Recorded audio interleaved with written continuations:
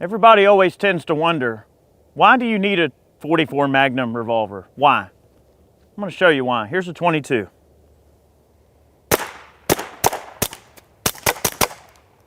All right, not bad. Here's a 44 Magnum.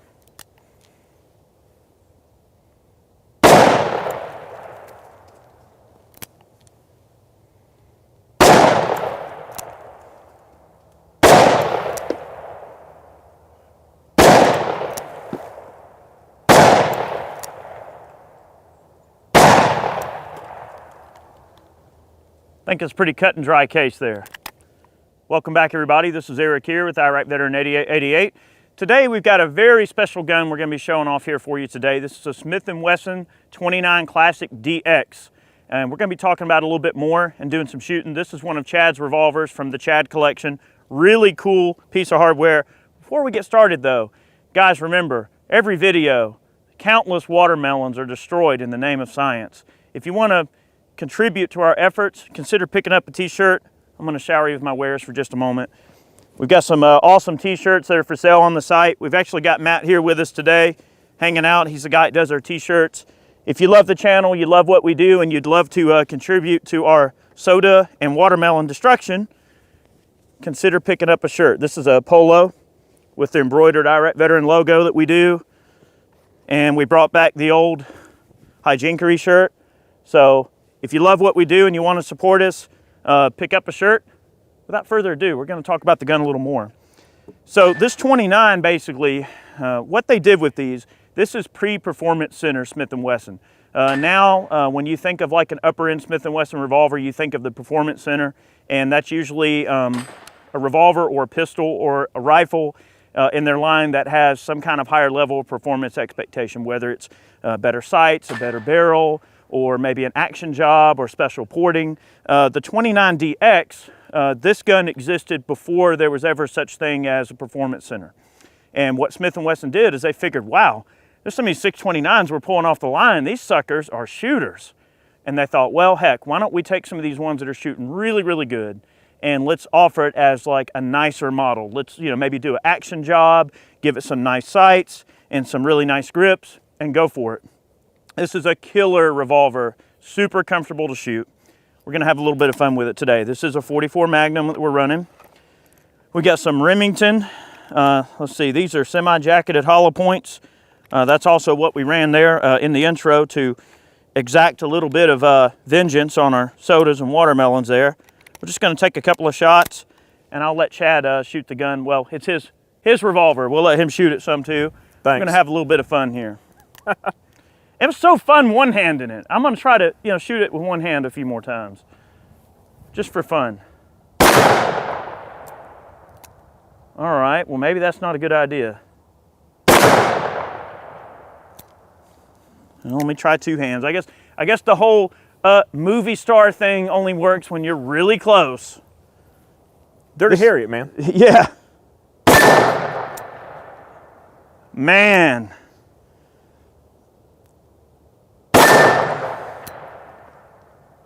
Love it, man. I can't count either. That was 5. That's a very, very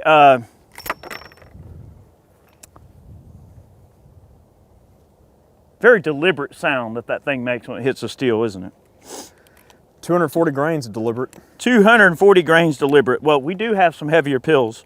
I'm gonna let Chad, Chad's gonna have a few of those. Well, do we have enough for 2 cylinders? We got some of these 305 grain Underwoods left. There might be 12 in there. We'll shoot a few of those. All right, let's take out the rest of our sodas because we can't have anybody left over to tell the tale. No survivors.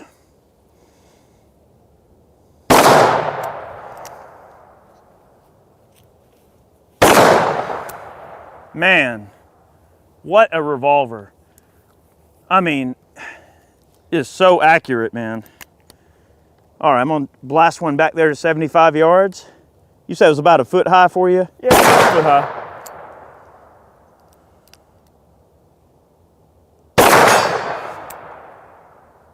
You said it at about 15 yards here. It's printing just slightly to the right for you. Yeah, with that ammo, it's printing Okay. just a little bit to the right, like maybe 3/4 of an inch or an inch or so. I can see that because it's hitting to the right for me just a bit.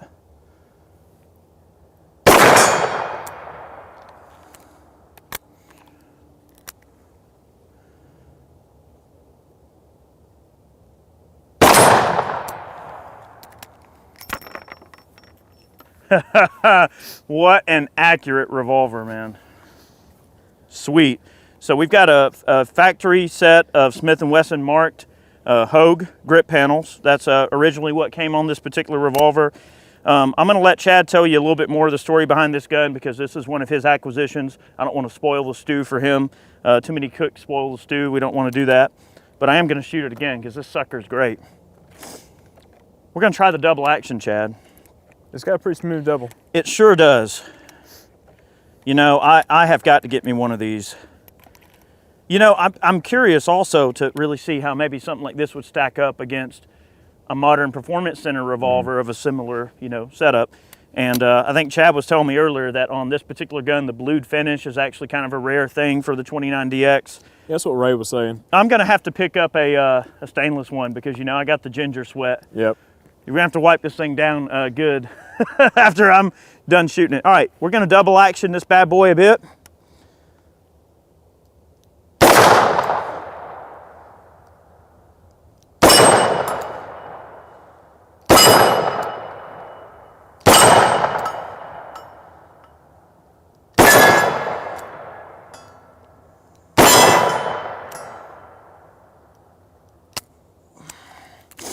I am healing with this gun a little bit. This is the first time I've really shot this. Let me try one more cylinder, guys. I'm healing with it. I'm hitting a little bit more right than I probably should be. What an accurate handgun. I mean, just a little bit of time behind this thing. Whew, what a sweet pistol. That last round hit exactly where I was looking, so I know these other rounds are hitting just a little bit to the right is definitely me healing. I'm just gonna try that one gong and just single action and aim at the bolt here.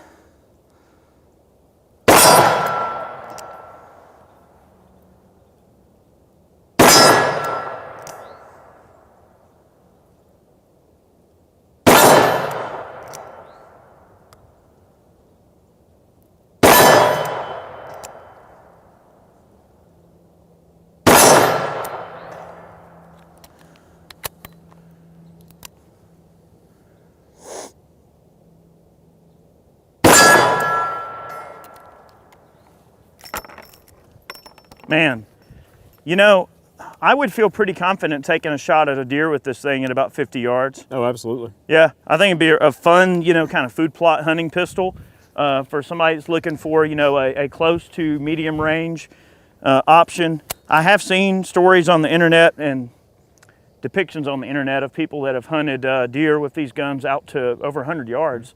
Some people scope them.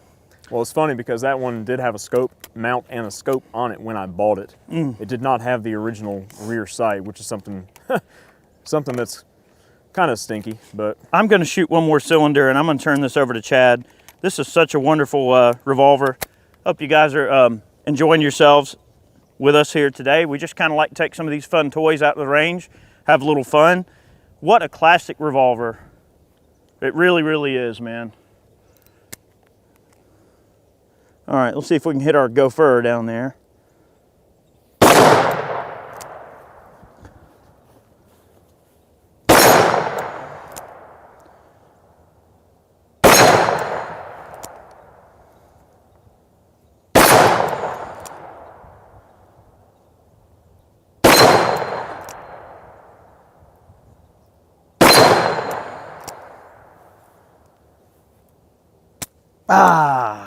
Flincharoo, that's okay. It's a lot of gun. And that's definitely not a weakling of a load. Let's see what this is giving us in terms of velocity. The velocity's on the box. High terminal performance. We'll have to look up the velocities, but definitely not a weakling load, all right? Cool stuff. We're gonna let her cool down a moment, let Chad have a go. What a great revolver. All right, so the Classic DX is performing quite well, as we would expect from a nice quality Smith & Wesson revolver. when I bought this gun, it was kind of interesting. I bought it in a shop down in Adel, and it had a scope mount and like I think maybe a 2 or 2.5 power, just, you know, fixed power optic on the thing. It did not have the original rear sight. It's the only thing that this entire package is missing, because I got the original box, an extra set of grips, everything. But this was made in 1992, and in that time frame, they were transitioning from the square front rear sight bases to the rounded front, and it was just a transitional size of sight, and then they actually shortened the rear sight leaf itself, and the screw spacing and the placement is a little bit different. So I actually had to pull this rear sight off of my 629, my little 4-inch 6-shooter there, and I dropped it on here just so I could have a rear sight on there. There is a company that makes some custom rear sights for this. I'll probably get with them at some point and see if I can get a custom rear for it just to kind of complete the package. But all in all, a very, very neat gun, and I didn't pay a ton of money for it. And Ray did say that this is kind of a rare variant of the DX. He's had a lot of experience with the Smith & Wessons, and he said he's seen a lot more stainless DXs than he has the blued models. And I couldn't resist. I just had to pick it up and just kind of add it to the collection. And I've had it for, I guess, a few years now, give or take, maybe about 4 years, and really haven't shot it a lot, and we've just been meaning to come out and do a video on it. But in the box, I did have a set of wooden grips, and then also a little cleaning kit and stuff. And with these early kind of pre-performance center guns, they would send a test target with the pistol. So this was a test target shot by M. Edwards at Smith & Wesson, and this says the group size is 2 inches. Shot what distance is that? 50 yards.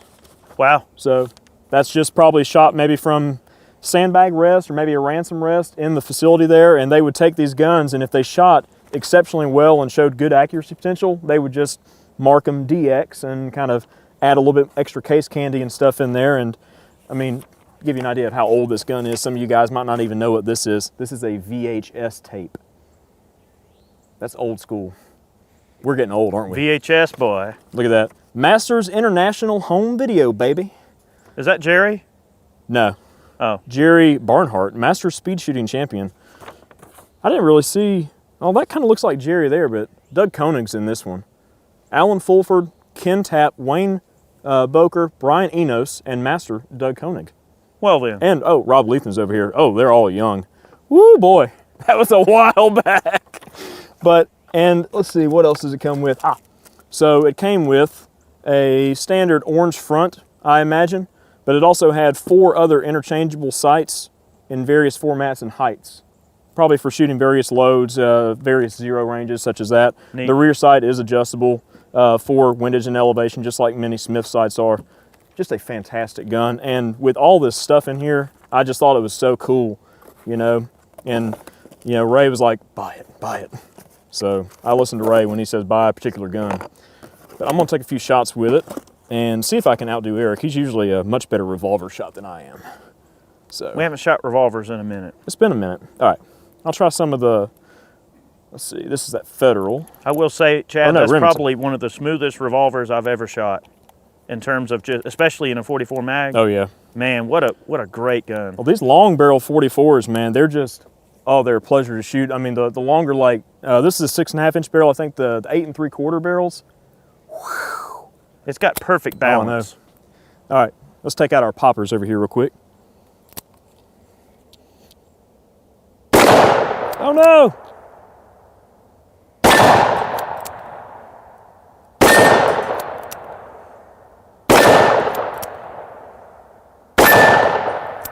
Yeah, it's got a little more thump to it than the Freedom does. That was 4, 5. All right, let's see. Do a headshot over here.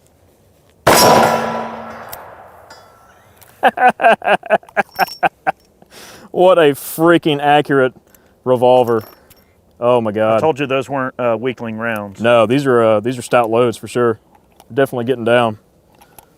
Try a couple of these and I'm gonna, oh, I guess I'm gonna punish myself with some of this Underwood 305. Oh my God. All right, let's try double action real quick on our little rounds up front here.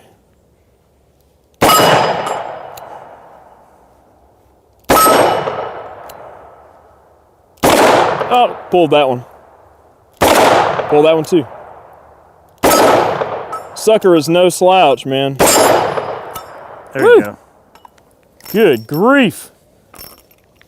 Now I got one more of these left.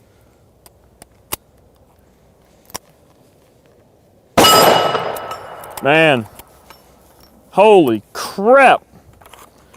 Let's try a little more tame load real fast. Let's try some of these lead solids. These are some old Freedom Munitions, I think these are 240 grain lead wad cutters, semi-wad cutters. They are. So try a few of these real quick. Try shooting some of our targets a little bit longer range there. But man, just really nice classic Smith. Doesn't have the cylinder lock or any of that bull crap on there. Just very, very nice. And then those sodas are definitely going to get taken out. We're going to shoot those 305s in a minute here. All right, so we got a popper at about 35 yards. Just to the right. Those don't look like they kick as bad. No, not quite. All right, 6-inch popper, about the same distance here. 40 yards away, half-size D28 back there.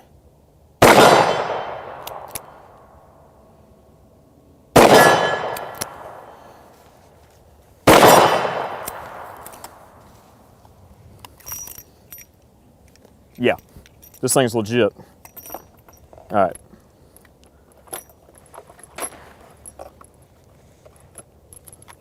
And this is just a fun little range session with this gun. Just thought we'd bring it out and kind of show it off to you guys. And it's definitely one that is definitely staying put in my collection for a good while. It's just a very special revolver to me, and just you know, just a piece of Smith & Wesson history, you know, all in all. Kind of a modern classic, I guess you could call it. All right, let's try back there about 75 yards real fast.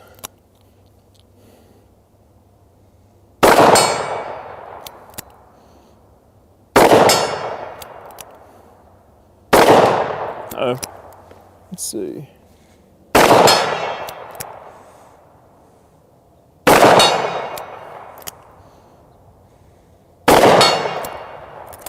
Sucker will get the job done. Speaking of getting kill a deer with that thing, dude. Yeah, you could. no problem. Oh yeah, absolutely. I mean that. You know, I'm not sure if the previous owner or owners who may have set it up with the scope base. You know, I don't know. Maybe they did hunt with this gun. Who knows? I mean, it's definitely a viable hunting cartridge. I mean, there's been plenty of deer killed with 44 mag, even 357 Magnum. You know, out of just long barrel handguns. Ooh. Ooh. Oh. That looks like it's kind of, that's 305. Ooh. So, I'm not sure. I don't remember ever chronographing this, but this is 305 grain. This is a hard cast lead solid at 1,325 feet per second. Item number 723, if you're interested in punishment. If you dare. If you dare. I know, and they didn't even put a bear on the box or anything. That's surprising. No, that's Bernicki's thing. Well, okay. All right. It ain't that bad. All right, I'm just gonna take a shot of the soda and see. Ooh boy. You got it.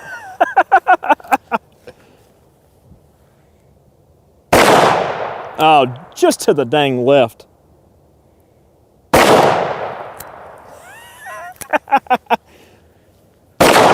Oh man, that is a freaking boss of a round. Woo!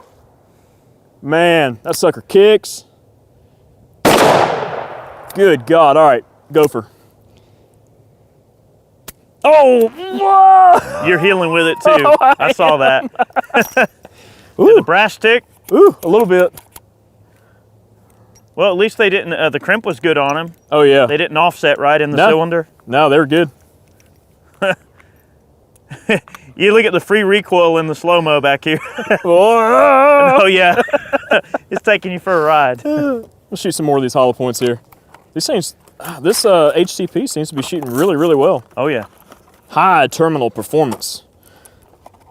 I'm gonna reasonably priced as well. I know, 44 mag, man. It's like $35 a box or so. For 50, that's not bad. God, we've gone out and bought 44 mag ammo before, and it's 60 bucks a box for 50. I mean, and those are 240s also, by the way there. Semi-jacketed lead hollow point. Oh yeah.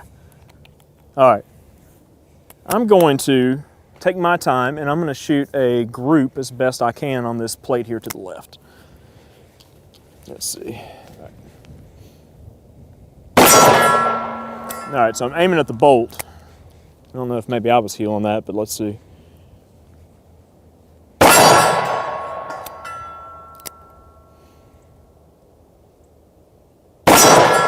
Not bad, man.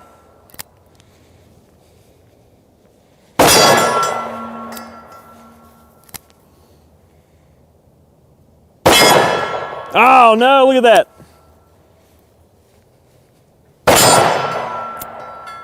All save for that one shot that I kind of pulled over to the left. I mean, that's about 20 yards away. That's a 4-inch target on the head there. I mean, guys, what more do you need a dang revolver to do? Anyways, guys, hope you enjoyed the video on this classic DX here. This is a revolver that, you know, I haven't really seen a whole lot out there, you know, on the interwebs detailing or any videos or anything on these particular guns. Definitely an interesting piece of Smith & Wesson history, and we thought we'd show it off to you guys. And special shout out to our Patreon supporters and those of you who purchase man cans. And like Eric mentioned earlier, playing Vanna White, you know, if you guys want to purchase some shirts, you definitely keep us going, and we can afford to purchase our sodas and watermelons that we can destroy with said ammunition in big caliber guns. Fun stuff. But anyways, thank you guys very much. You really do keep us going, and we couldn't do what we do without you. And until next time, stay tuned. We got more on the way.